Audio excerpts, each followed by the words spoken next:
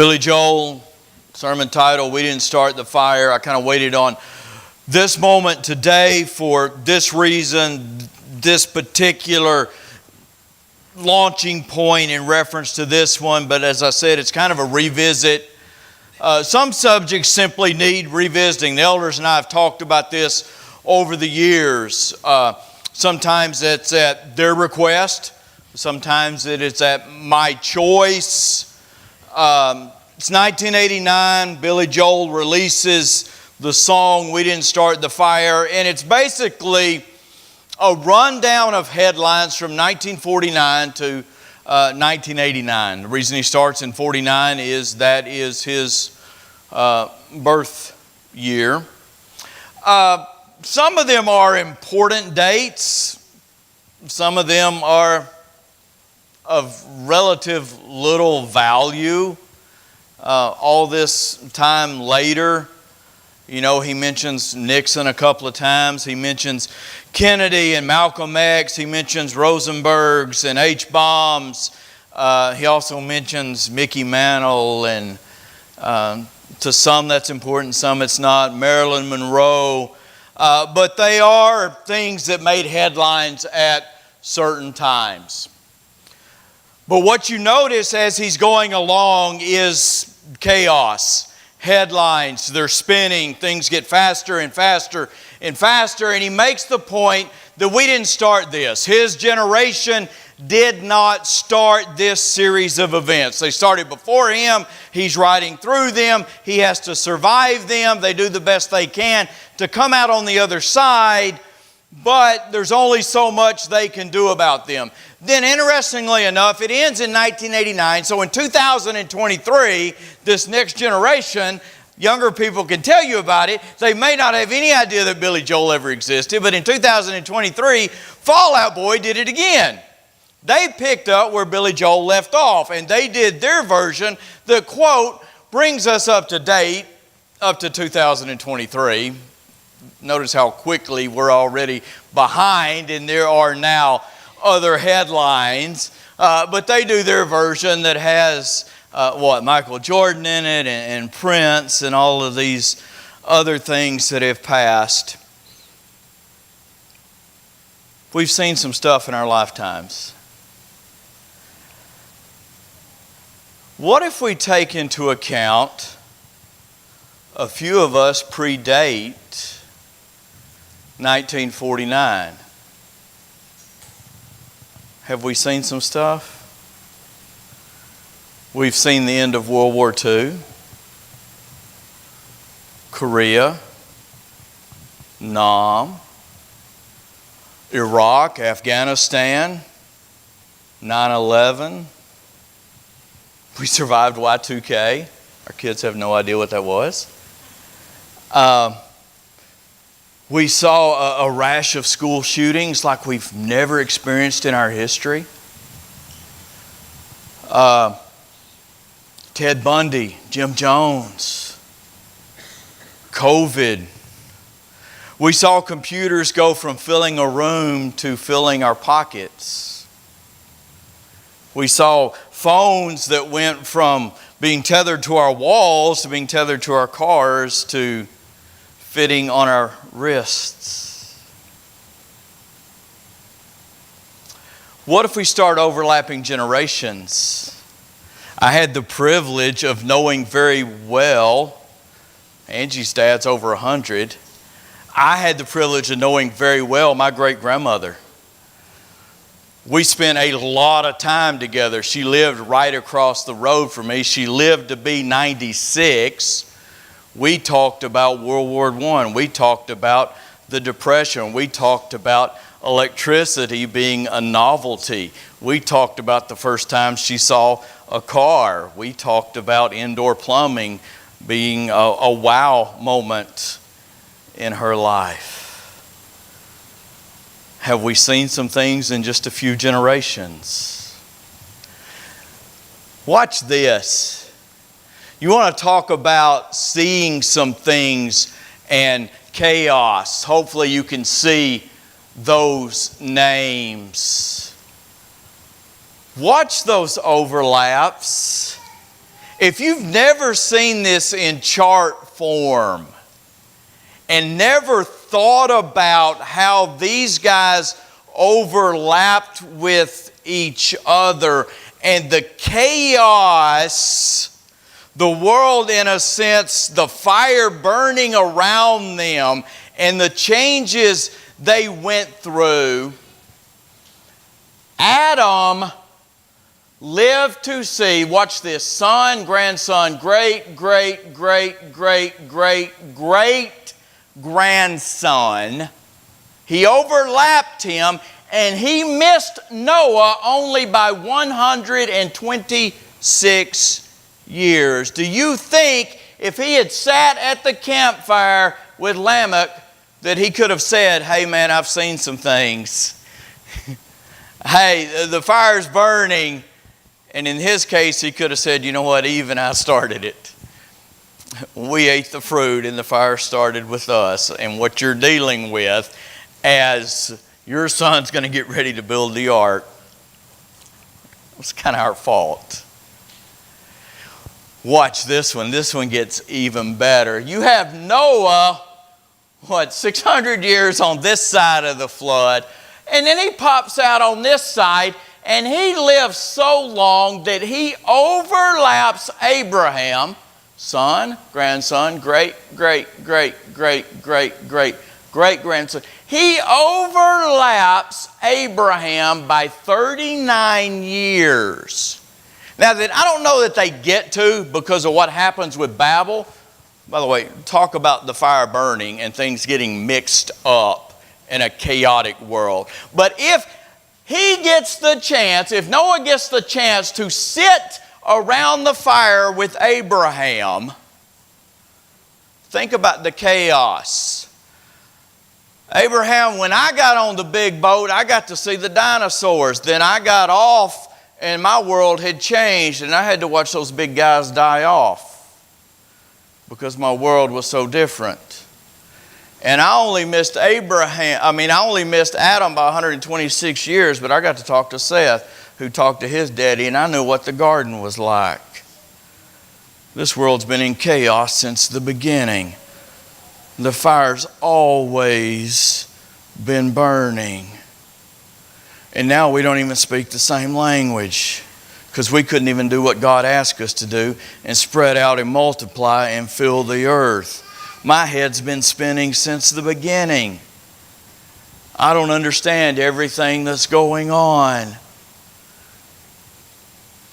Now then we go in an opposite direction. Shorten the window to maybe a year or 2 or 3.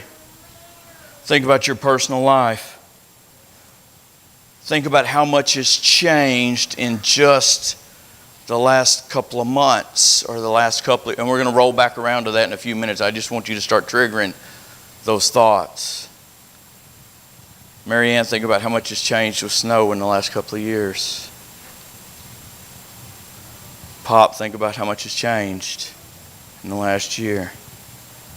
We'll come back to it. So we go to Judges 6.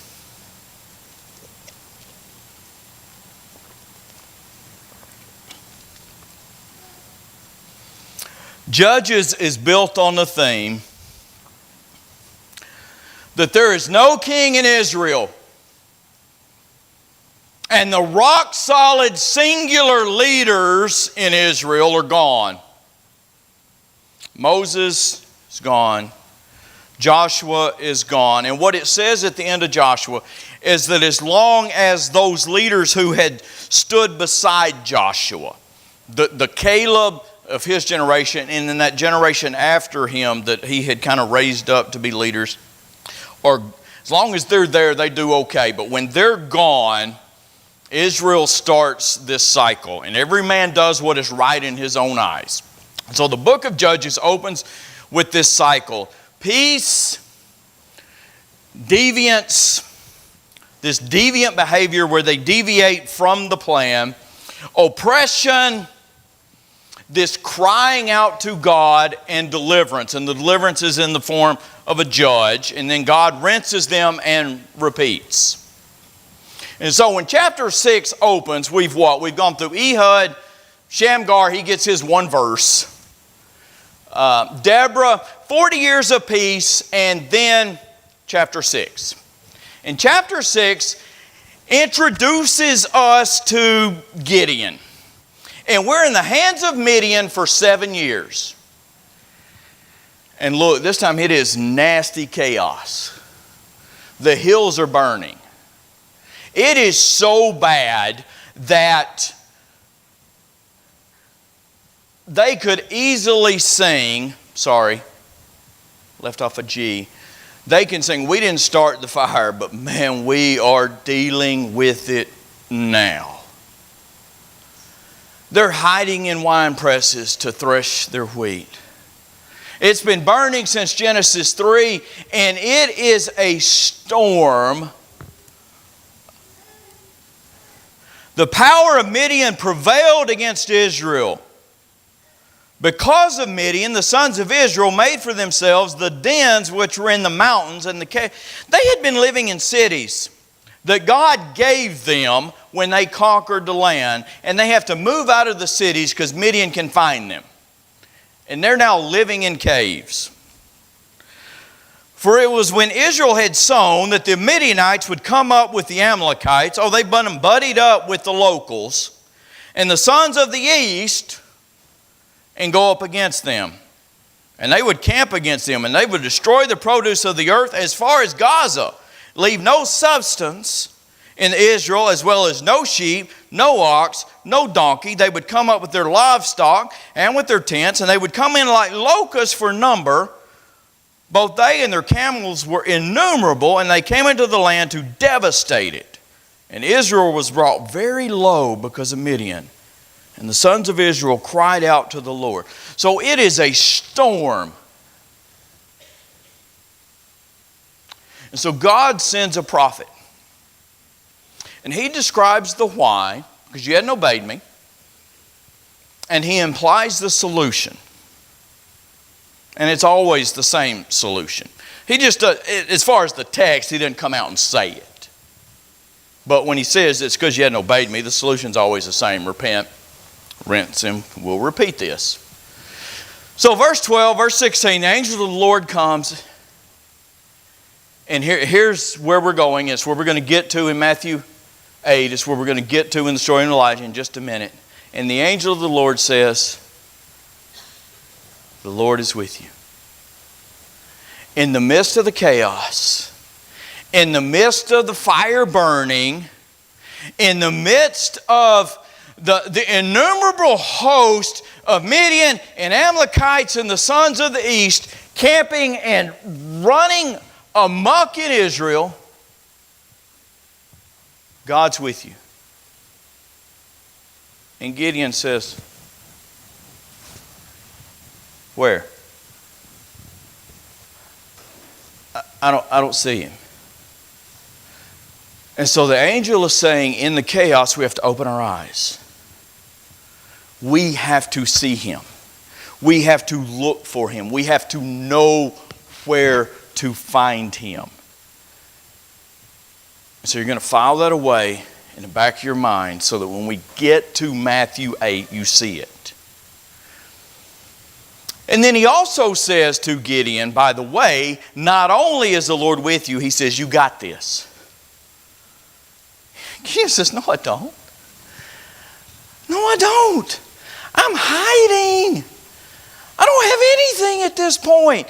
I'm hiding because I'm scared for my life. I'm hiding because I need to feed my family. I am, by the way, angel of the Lord person, I'm from the tribe of Manasseh. We're teeny tiny. We're a small family, and I'm the youngest in my family. I don't have anything. You got this. You can survive the chaos, no matter how big the storm is. So just hold on. And this is a head scratcher for Gideon.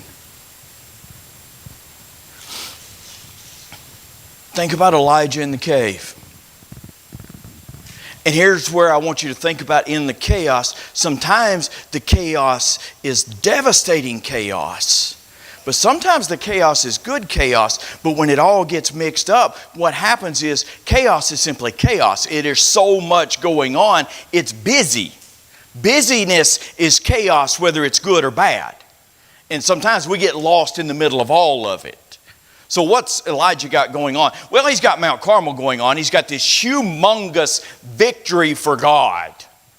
And he's wiping out prophets of Baal, and he's wiping out prophets of the Asherah, and he's challenging Ahab, and he's challenging Jezebel. He's challenging two of the figureheads of evil in all of history, and he's conquering. But then he's also got what? He's got Jezebel saying, there's a price on your head and I will kill you. So he's got good chaos and he's got bad chaos, and he's in a cave. So he's had some moments and he's had some terror.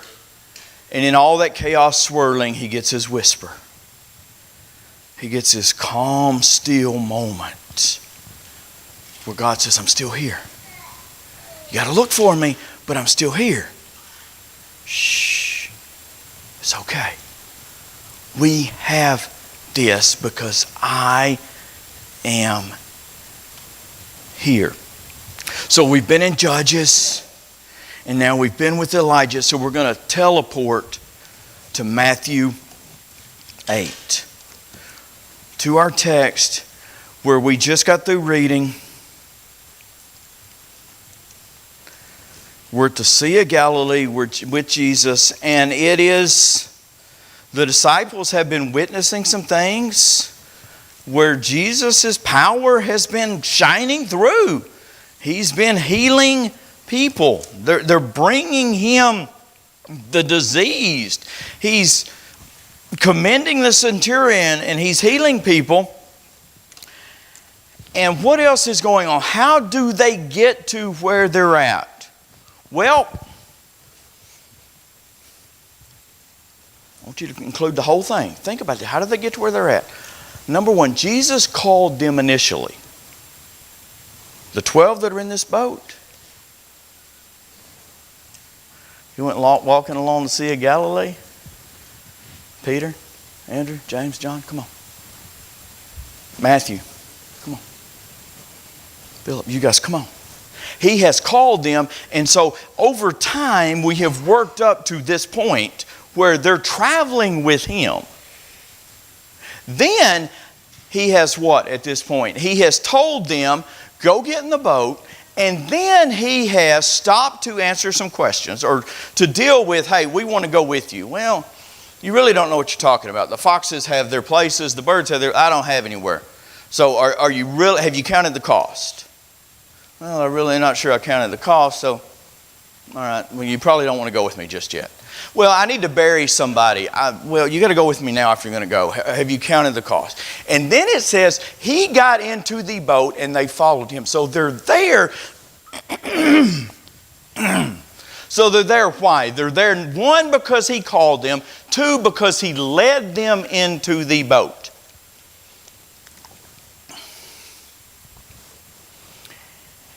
And then he went to sleep on them. He's tired. He is curled up in the bottom of the boat, and he is sleeping the sleep of the Son of God, of the one who's in control of the wind and the waves and the sea and the boat and creation, who speaks it into existence, who stops it and starts it, and who is in charge, and chaos breaks out. Sea of Galilee chaos. Air coming over the mountains, dropping down into the low spot, temperatures changing, worlds flipping upside down. And they didn't start it. They didn't ask for it. And in a sense, they didn't sign up for it. They came and said, Jesus came and said, Taylor, get out of the boat and come and follow me. I'll make you a fisher of men. Now that I've called you, get back in the boat and go out on the Sea of Galilee. And I'm fixing to turn the world upside down for you. And while I'm doing it, I'm going to go to sleep. So they didn't sign up for it. He volunteered them for this. And he's asleep. And now listen, it is real. It is real. It is real in epic proportions. You have at least 4 seasoned fishermen. You have 4 men in this boat who have made their living every day since they were big enough to pull on the nets, who've been in the boat every day of their life since then. And the rest of them who grew up close enough to the Sea of Galilee, they've seen these storms roll in nightly. And its text says what? The waves are over the boat. This is big time stuff. And they are panicked. And yet what? Jesus is asleep. There is peace in the middle of the boat. The Prince of Peace is asleep in the chaos. Again, let me tell you, look, I may be senile, but it's not this time. This is intentional. Because what did I tell you to do earlier? I told you to think back. There is chaos in our lives today. What did I say? What has happened in the last year? Well, my pop lost my mom after all of these years. Oh, that's chaos. That's chaos. That hurts. Randy and Sue had a child tell them something that no parent should have to be told. And Christine and her family. We've talked about it. You've seen her pour her heart out. Oh, those things hurt. That is chaos. The world swirls. You heard me say Mary Ann, Renee. Dickie just lost a brother. Angie. Dwight, Wilda. We got folks in constant pain. I mean, we got positive things too. In the last year we've added a lily bug, and now if you don't know this, by the way, Bay's pregnant, so we got another one on the way. If you saw Facebook this week, we've added 2 plus 1s coming in for our grandbabies in our life, so 3 in a year. And it's positive chaos, but it's chaos. Morgan was here Wednesday night, and I'm like, dude, how'd you get out of the nut farm on a Wednesday night? She's like, hey, Ryan's going to school, so hey, it's positive, but it's chaos. When you take them to school for the first day, you're like, oh, it's real. Empty nesters for the first time. Hey, let me tell you something. I had a moment the other night, and it was actually a phantom moment. You know how you have those phantom pains they say you have if you lose a leg and your leg hurts and it's not there? I thought I heard a basketball in my driveway about 10:30. And at the moment I heard it, it was exactly 1 week from the moment we'll be driving back from dropping him off. And it was totally involuntary, and I couldn't stop it. The tears started rolling because I thought, a week from now I'm not going to hear the basketball. And Marty and I have talked, and I thought it's a beautiful thing because I've prepared him for this moment. We've prepared him for this moment. Spiritually, physically, emotionally, but the other side of it is chaos. And so you prepare for it, but you're not prepared for it. And we've got Faith going for the first time, and we've got Mia going for, what, the last time? Oh, and Dylan and Mary Grace has made it into the program at Wallace, and that's so exciting, and it's so scary because she's going to be driving twice a week to Wallace, and it's good chaos and it's bad chaos, and you get cancer diagnosis, and other diagnosis and pain. And look, if I miss something in your life, please don't take it personal. But the point is, life is fast and it's overwhelming and it's full of good and it's full of bad and it's full of the innocuous, but it all gets rolled together and it gets faster and it gets faster and it gets faster. And for the most part, we didn't start it and we can't stop it. And it's going to go on from Genesis 3 till the end of time. And what we have to do is survive it. We have to make it to the end, and we have to make it to the end with our sanity and our faith. Of all the things that we make it through to the end, we have to make it with our faith. And I'm not going to say a name, but I was talking to somebody last week, and I said, "How you doing?" And he was so honest. And he's burly and he's strong. And I think of a scripture where everybody jumps out of the boat and runs off and leaves him, and he grabs the net and he snatches the fish up and he goes, "I'm struggling, but I'm making it." And I thought, oh, that's human, that's Christian. I'm struggling, but I'm making it. It's one little step at a time. That's what we got to do. We can't stop it.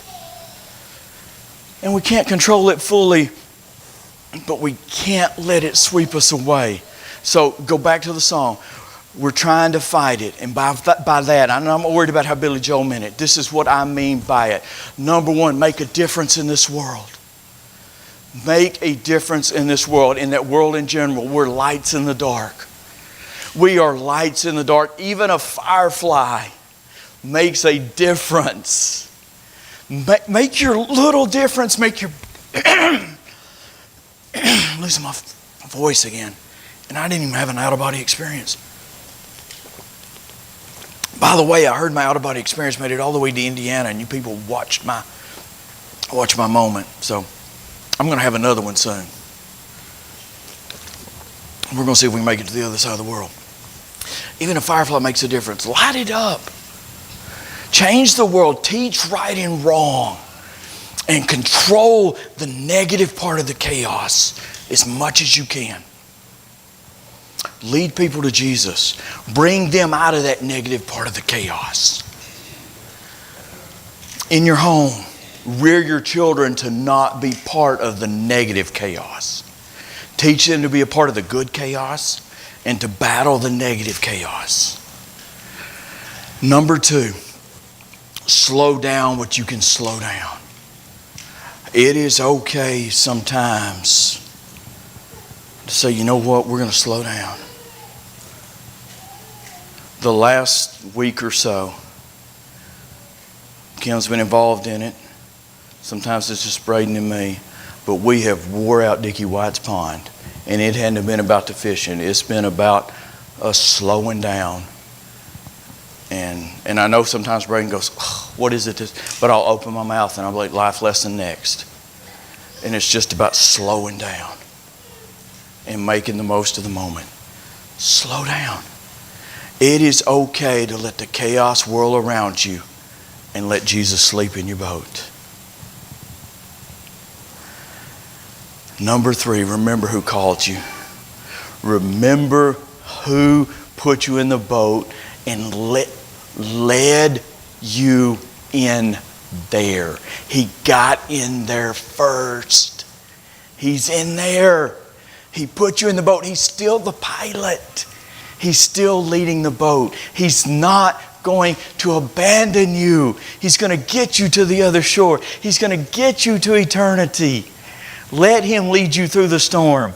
Number 4, and I think sometimes we miss this in Matthew chapter 8, share the oars.